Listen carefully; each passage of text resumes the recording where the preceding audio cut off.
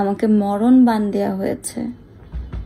শিং মাছের পেটের ভিতরে একটা তাবিজ গুজে দেয়া হয়েছে এবং সেই শিং মাছটাকে পানিতে ছেড়ে দেয়া হয়েছে। ওই শিং মাছটা খেতে পারবে না যতক্ষণ ওই শিং মাছটার ওই তাবিজটা গলায় থাকবে, ততক্ষণ ওই শিং মাছটা দাবড়াবে, কষ্ট পাবে, যেটা আমি পাচ্ছি।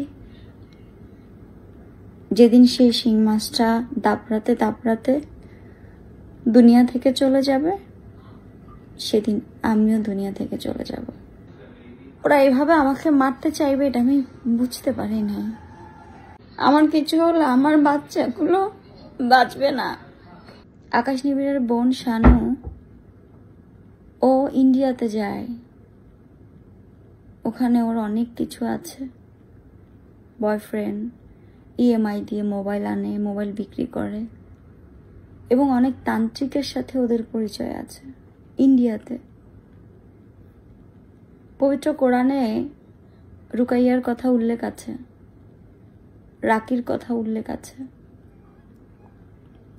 আমি অন্ধের মতো যখন ওদের বিশ্বাস করে ওদের বাসায় যাই, আমার সাথে যা যা ঘটে, যেভাবে আমাকে ট্র্যাপ করে, এই সকলটাই ছিল ওই ইন্ডিয়ান তান্ত্রিকের সব। অস্বীকার করতে পারবো না, এই মরণ বান চুল দিয়ে আমাদের নবীজিকেও করা হয়েছে। আমি জানি না আমি কতদিন এই দুনিয়াতে বাঁচব।